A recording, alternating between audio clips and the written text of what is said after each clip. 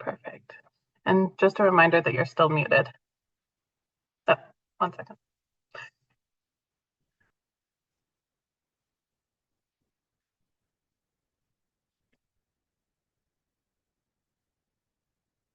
No, anche qui puoi fare. Ok, ci sono, perfetto. Ok. Thank you so much. Perfect. It's not my laptop, I'm not familiar. That's understandable. Okay. All right. So yeah, you can. I'll introduce you then, if you're ready. Perfect.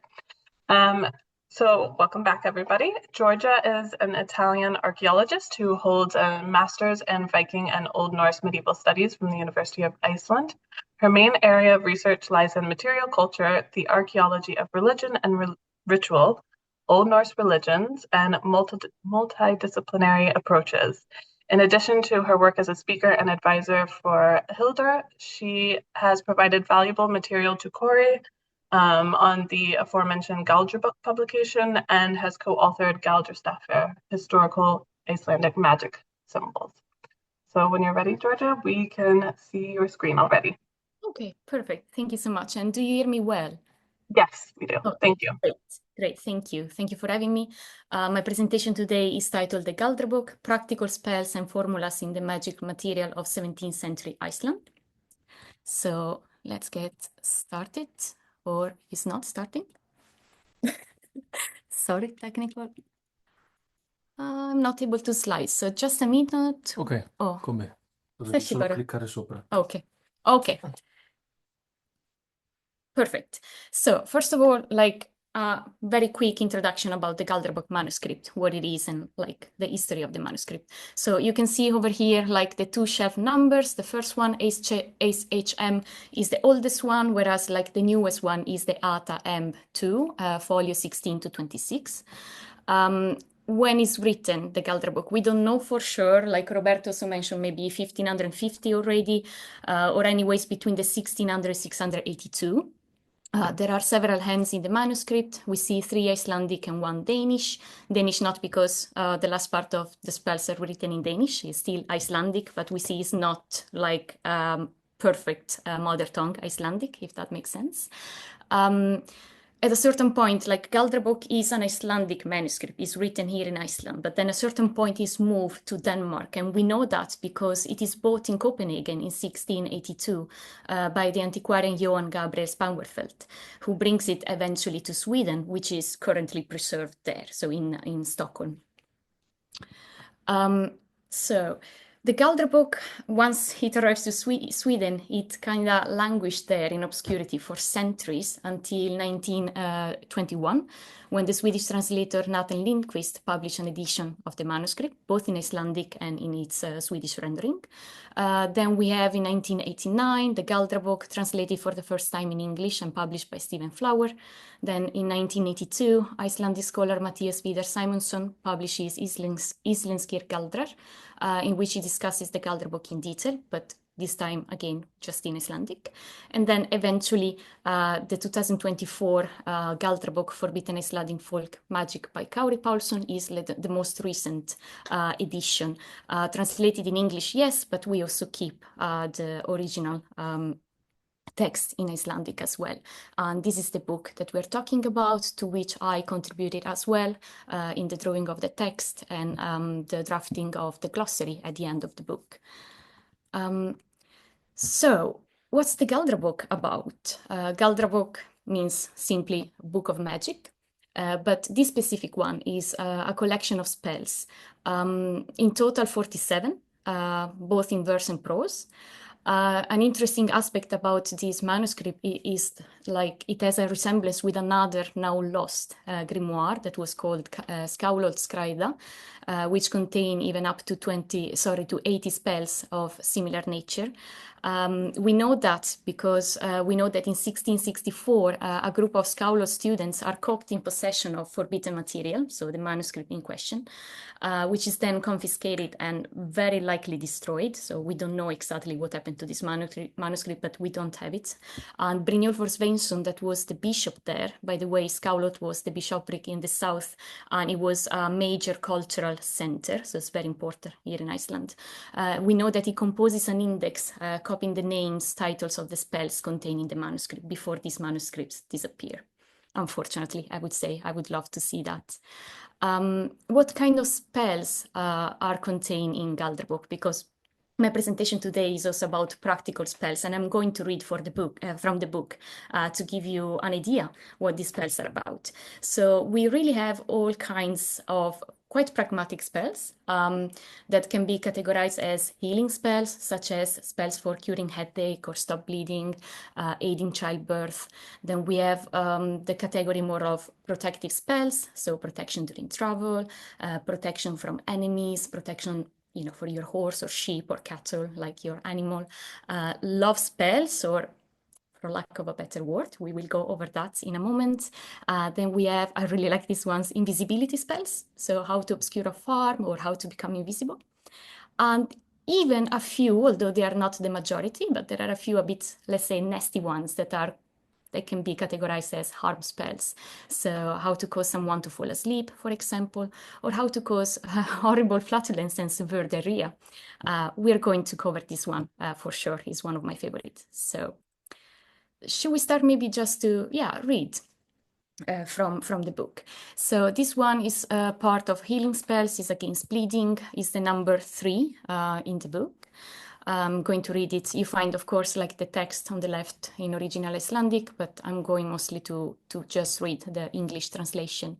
So, to stop a bleeding anywhere from the body, read the following verse 3 times and pater noster in between every time.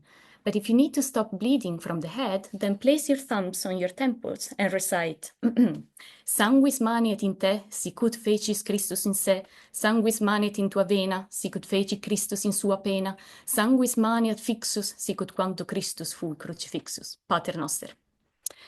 Which is, I like that it rhymes, it's very cute, it's in Latin, is a formula. Also would like to let you notice there are no sigils or like Galdrastafi here, it's just like the spell consisting in reciting out loud 3 times, like this formula that I highlighted in yellow. That could be translated as, let your blood remain in you as Christ did in himself, let the blood remain in your veins as Christ did in his grief, and let the blood remain fixed as when Christ was crucified, Pater Noster. Then we have another type, like the number 4. This is still healing spells against nosebleeds, so very practical as well. Once again, no drawings or Galdrastafi to be drawn, it's just like a formula. So this says, to stop a nosebleed, write consummatum est on the forehead of the person with the blood from his nose. You might think maybe a bit gross, but anyways, like that's the formula that you have to write on the forehead. And in this case, consummatum est is a quote. It is from the Gospel of St. John in the New Testament Bible. And according to this source, this sentence is the last pronounced by Jesus Christ while dying on the cross. So it literally means it is finished or it is fulfilled, and refers to the completion of Christ's sacrifice in order to redeem humanity. So short but quite effective. Then we have this one. This is one that I really like, and I'm going to explain in a second why. Still in the category of healing spells, this is against birth trouble, is the number 2 in the book, in the Galdrabók. So read the following 3 words 3 times in the ear of a woman who is unable to give birth, and recite Pater Noster 3 times in between, and she will be relieved. So notice again the 3, 3, 3, so the number 3 or multiple of 3s that's come out very often here in this kind of material. But anyways, the 3 words that you're supposed to recite are the following: Galath, Mala Galat, Saratim. And then you have to recite Pater Noster, which I'm not going to read here because I don't want to spend 20 minutes to read this, but I guess you're familiar with Pater Noster. But let's focus on these words that I highlighted in yellow: Galath, Mala Galat, and Saratim. So, I don't see you because I removed the camera. I hope you're laughing because I had a lot of fun time when we were translating the text and trying to understand who these figures are Galath, Mala, Galath, or Saratim. It brought also quite a bit of frustration, but nevertheless fun. So when I first read like the name Galath or Galath, like I'm not super familiar with this material, but if you're familiar with like King's Arthur tales or like the Holy Grail kind of chivalric tales, then Galahad is actually a quite famous, like important character, right? He is the name of a knight of King Arthur's Round Table. He's the legitimate son of Sir Lancelot, and he often like he appears in the quest for the Holy Grail that appeared firstly in the 13th century. So it was like a name, like it rang a bell for me, right? But then I was like, this must be just coincidence, also because it does not feature in any romance by Chrétien de Troyes that is actually very known here in Iceland. And I also felt like, what has it to do? You know, it's just looking for the Holy Grail. Can he actually aid a woman having trouble giving, you know, in childbirth? So possibly very unlikely. Then we researched more. And it came out that Galath, actually with double L, appears to be a demon. He actually appears in the so-called Munich Manual of Demonic Magic, which is a 15th century grimoire written in Latin. And he appears only once in that source, in the spell 40, that, as you can read over here, is the spell for obtaining information about a theft by gazing into a fingernail, which is also quite interesting. So I was like, okay, at least he's a demonic entity, cool. Why would be he like helpful in aiding a woman again having difficulty giving birth when he's a demon that you call upon to help you to find a thief? That's like a good question. I don't know, but anyways, he's at least attested as a demonic entity in that kind of source. Malagalat. No idea. I haven't found any reference to him. Just possibly a wild guess, I would say that Galath and Mala Galath just that it sounds good when you recite it out loud. It's a bit like abracadabra, maybe doesn't necessarily need to make sense. And Saratim, I was like, who the heck is Saratim? So I was like, I will just Google it. And then I Googled it. And then it came out that Sarati or Saratim is a Sanskrit word epithet for the Hindu deity Krishna and means charioteer. And I was like, cool. Quite unlikely. It doesn't fit with this context at all. So we thought, okay, could it be just a misspelled word for rather seraphim? Because like archangels, angels, and all these kind of angelic entities, they are often called upon and used in this type of material. So perhaps this is a better guess. But once again, like the whole, like this slide, my whole point is like sometimes you deal with names and formulas, and sometimes you manage perhaps to root them and find out what it is. Sometimes you don't, or sometimes it could also be just plain gibberish. So it's nevertheless very fun to read this material. Let's move on. This is a type of protective spell to make enemies fear you. It's the number 15. So if you want your enemies to fear you, carry these staves under your left arm all the time. So this is quite simple. There are no formulas, as Roberto also has underlined. You don't have like tools, you don't have like a very structured ritual. This is the symbol, that's already effective, you carry with you, you're going to be fine. Then we have another type of protective spell against temptation, harm, and treachery, the number 10. Whoever carries the following seal will never suffer from the fiend's temptation, and none of his enemies can do him harm, and neither will he be betrayed or poisoned, contaminated in food or drink, nor betrayed with anything else treacherous. And let's look which kind of symbol it is. Here we go. Is the Solomon seal, or Insigli Salomonis Congs.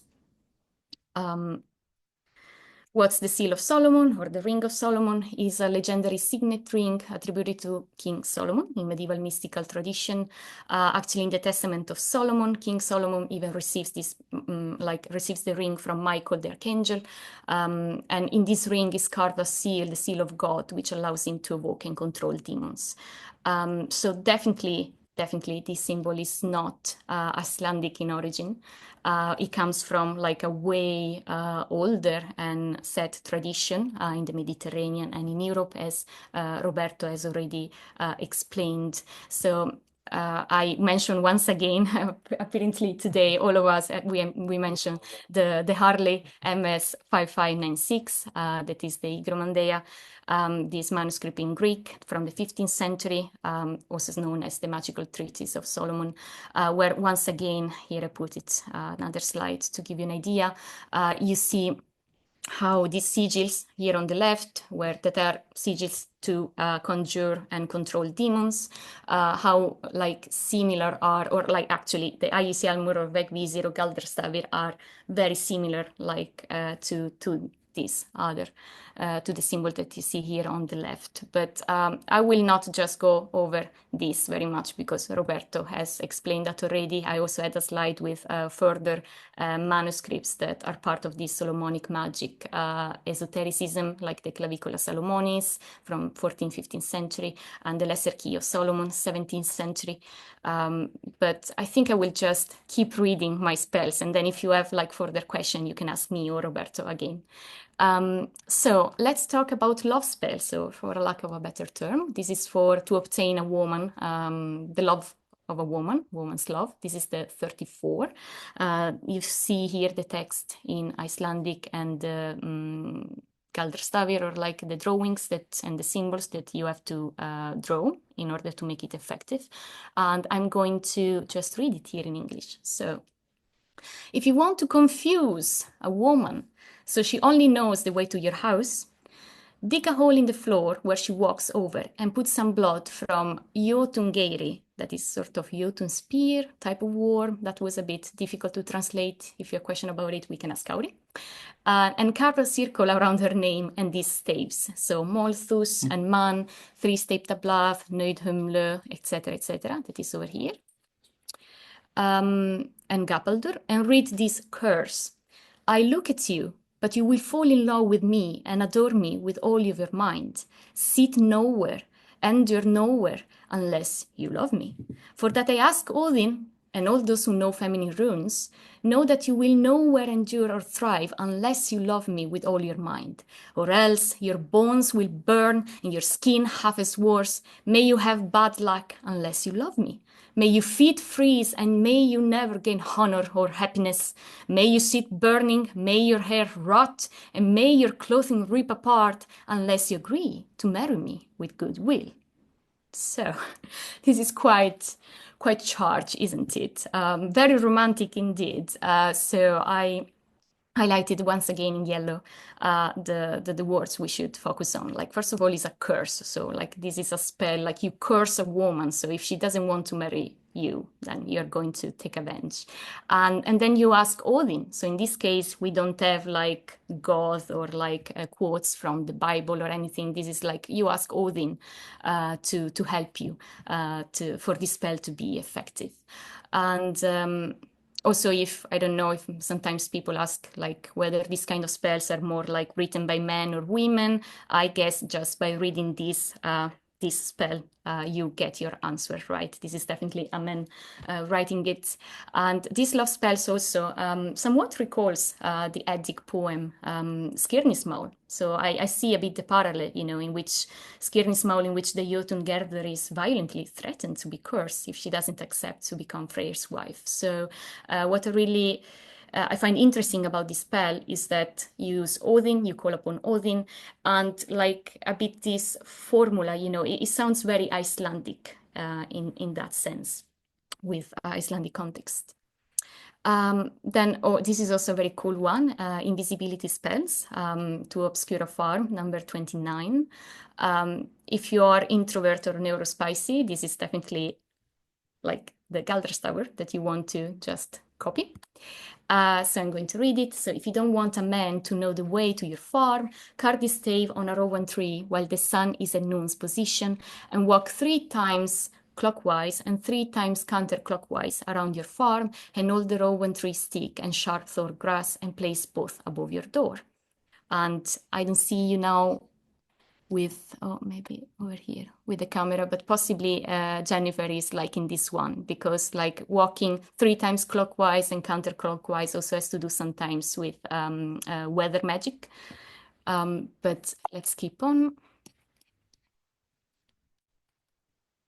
Why doesn't it work? Maybe I need to touch it. Okay, perfect. So that was the symbol for invisibility. And then we have the last one. This is one of my favorite because it's so nasty and I love to read it. I promise I will not read it with intention. This goes in the category of harm spells because this is, as I say, very nasty. This is about fart rooms and it's the 46. So I will just read it. Write these letters on white vellum with your blood.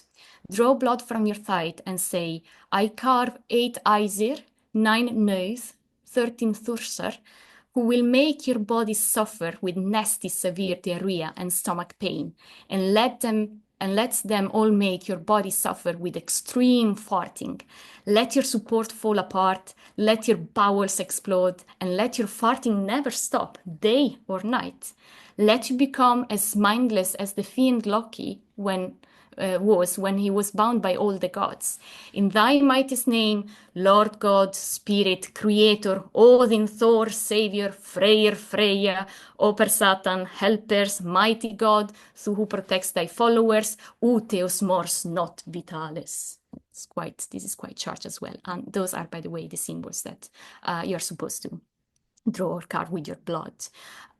So once again, you see highlighted in yellow the parts I wanted to talk about. So once again, here, especially in this spell and reconnecting, relinking with the Margaret's question in the chat earlier, you definitely see like God and the Creator and the Spirit and Lord God put together, Mighty God. They are put together also with the fiend Loki, and then we have Odin and Thor and Freyr and Freya. So it's quite, in Italian I would say, it's a minestrone soup, like a veggie soup with all different chunky veggies inside. So you call upon many different entities, both good or like less good or possibly demonic, as Roberto also mentioned, like now very likely fiend Loki. So Loki, Odin and Thor and Freyra in this sense, they are both like the Icelandic version of the demons that are usually called upon in this kind of spells in grimoires, also in the European tradition. And then we also have some words that I'm not quite sure, like Uteos, like if it would be like in Greek, Otheos, like, I don't know, like known God, negation of God. Mors, technically in Latin, mors is death. Noth and vitalis, I have no idea, but it sounds anyways quite effective, I guess. So just some final points to wrap it up. So scholars such as Alessia Bauer, Maur Jonsson, Olina Thorvardottir, and Roberto Luigi Pagani is also already underlining the research. When we deal with this material, what should we focus on, or what should we know? Much of the content found in the Icelandic grimoires appears to draw from ancient traditions. So there are clear parallels across the Mediterranean and Europe. It's not originated per se here in Iceland. These manuscripts were not only meant as like containers of esoteric knowledge, but also as an expression of intellectual curiosity and bridging the gap between folklore and scholarship. So learned ideas were transmitted and transformed in this non-academic setting. The tradition of Icelandic grimoires flourished after Lutheranism had been imposed as the state religion by 1550. So this is actually good to remember. This is not into a Catholic kind of context. It's like Lutheran context. And it is actually was during this time that Iceland saw its first witch hunts. And here I'm using data from Maur Jonsson. So between 1554 and 1719, we have 130 recorded trials for witchcraft. And in these recorded trials, we have like grimoires and Galdramindir or Galdrastafir mentioned in nearly half of them, so 62 cases, which is a lot, and show how this kind of practical, like this material was very much, had spread it very much around. So farmers would be using this as well. And many spells incorporate elements of Christian superstition. or the name and the name of pagan gods, reflecting the complex interplay between religious belief, traditional culture, and folk magic in early Icelandic society. And like to conclude, the nature of these magical spells we can see is way less demonic per se, is less, so we don't use these sieges to control demons, is less complex, is less structural, and is more practical, because it focuses mostly on the symbol sigils, as Roberto has also already shown in his research, and the purpose carries out a more pragmatic type of magic too. A bit of bibliography over here. And then just to conclude, I wanted to mention that Kauri and I recently published our second book, that is Galdrastafir, Historical Icelandic Magic Symbols, just came out in end of August this year. And this is also about another manuscript grimoire of magic, although way younger, so we like towards the end of 1800, by Jonas Jonasson. And this is also the first time we publish with our edition the manuscript in its entirety. It was never published before, not in its entirety. And we also got the Professor Alessia Bauer to write an introduction for us. So yeah, thank you.